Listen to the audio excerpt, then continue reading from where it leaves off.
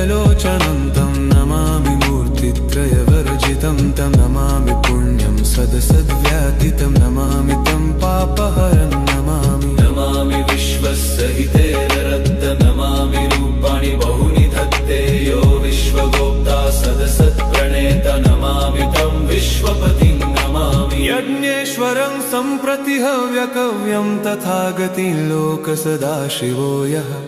आराधितो यश्च ददाति सर्वा नमामि दानप्रियमिष्टदेवं नमामि सोमे नमामि वेदत्रयलोचनं तं नमामि मूर्तित्रयवर्जितं तं नमामि पुण्यं सदसद्व्यातितं नमामि